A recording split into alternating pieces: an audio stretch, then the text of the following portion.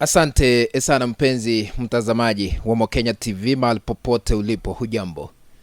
Karibu katika uchanganuzi wa siasa ili nikueleze vile siasa zimechukua mkondo mwingine, mabadiliko makubwa haswa katika taifa letu la Kenya baada ya kiongozi wa chama cha ODM Raila Odinga kuungana na rais wa sasa kuleta Wakenya pamoja, lakini kuna wale ambao watakuwa affected katika uongozi. Kuna habari mbaya ambayo imeweza kuachiliwa na kutingisha afisi ya mkuu wa mawaziri Musalia Mudavadi.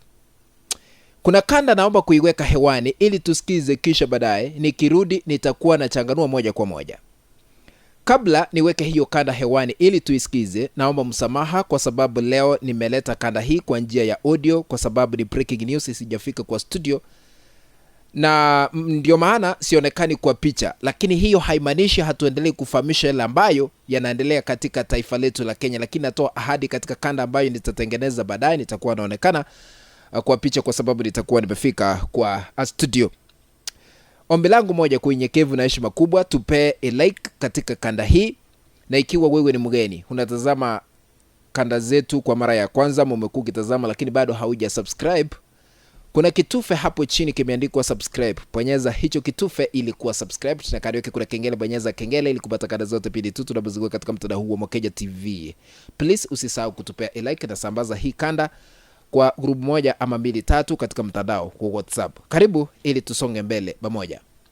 Kuna mbunge wa eneo bunge wakilishi la Emurua Dikirr, Joanna Ng'eno, naomba tumusikize vile anazungumzia uwepo wa Raila Odinga serikalini, jambo ambalo litaenda kumsukuma Musalia Mudavadi kukaa kando kutoka kiti kile ambacho anashikilia mkuu wa mawaziri. Tumusikize mbunge huyo wa Emurua Dikirr, Joanna Ng'eno. Rais Ruto atakuwa katikati, Raila atawekwa mkono ya kulia, wengine wakina Mudavadi watawekwa kwa mkono ya kushoto. Raila akuwe prime minister, Ruto akuwe rais, naye Musalia akuwe deputy prime minister, na Kindiki akuwe deputy president. Sio ni sawa? Lakini itaenda mbele namna hiyo. Kwa hiyo wale ambao wanafikiria labda wanangojea hii serikali ya mke, hii serikali yetu ya mke, tumejipanga sawa sawa. Na hizo ndio viti iko. Kiti ya prime minister iko. Kiti ya rais iko. Kiti ya deputy president iko. Kiti ya deputy prime minister iko.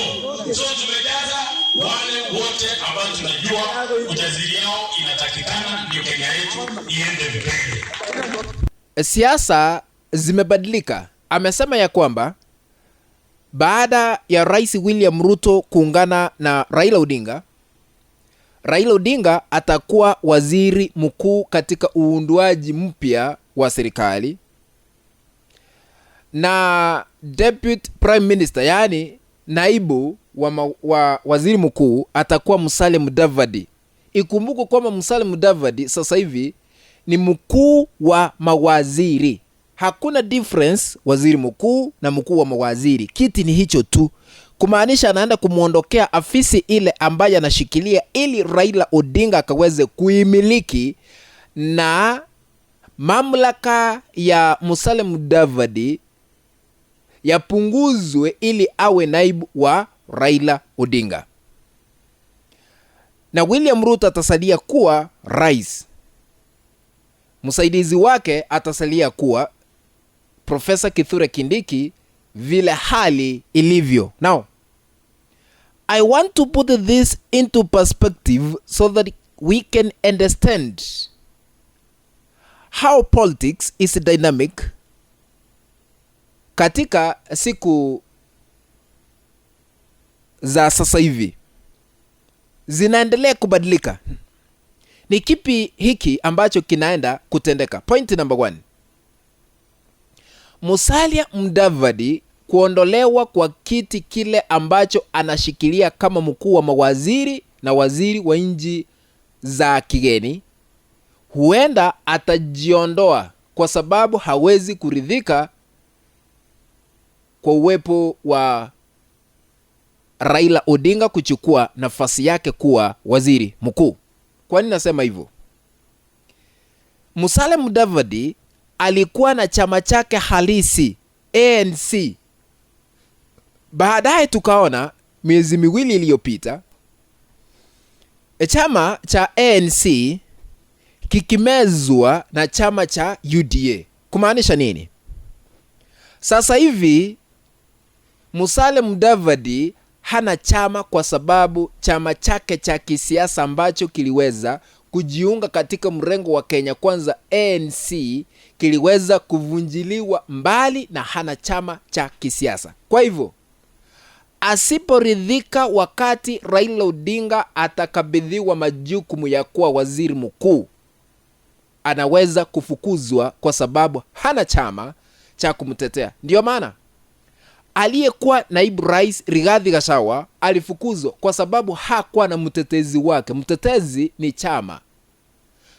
Rigathi Gachagua angekuwa na chama chake cha kisiasa, sasa hivi angekuwa naibu rais. Lakini kwa sababu alikuwa katika kambi ya wengine, alikuwa katika nyumba ya wengine, wenye nyumba wana jukumu, wenye nyumba wana mamlaka ya kumwambia leo usiingie katika nyumba hii. Historia inajirudia.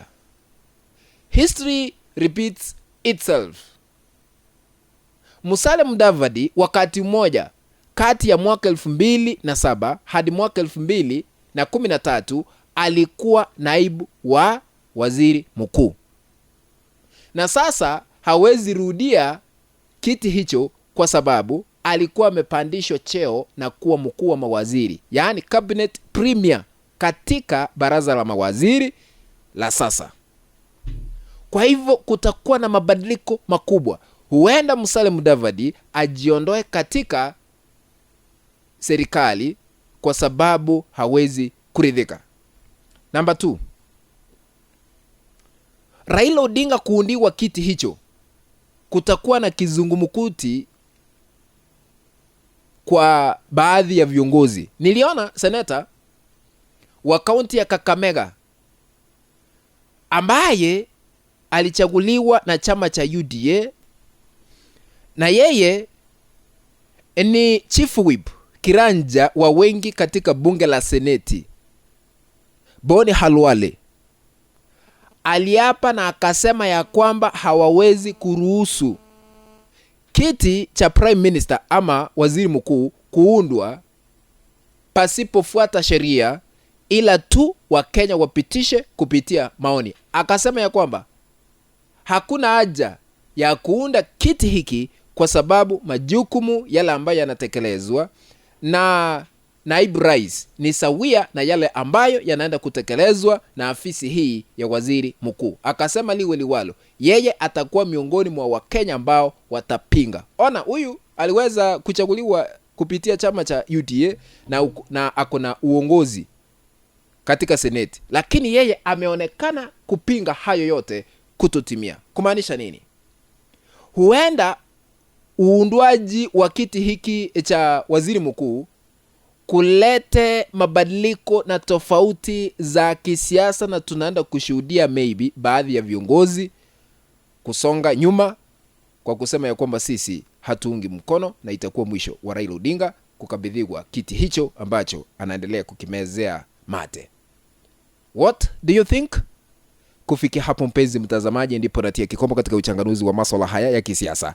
Ikiwa unatazama kwa mara ya kwanza, umekuwa ukitazama lakini bado hauja subscribe katika channel yetu ya Mokenya TV, kuna kitufe hapo chini kimeandikwa subscribe, bonyeza hicho kitufe ili kuwa subscribed. Kando yake kuna kengele, bonyeza kengele ili kupata kada zote pindi tu tunapozunguka katika mtandao huu wa Mokenya TV, na sambaza hii kana kwa umoja mabili tatu katika mtandao wa WhatsApp na hata katika mtandao ule mwingine wa Facebook. Tukutane in the next video. Bye bye ladies and gentlemen.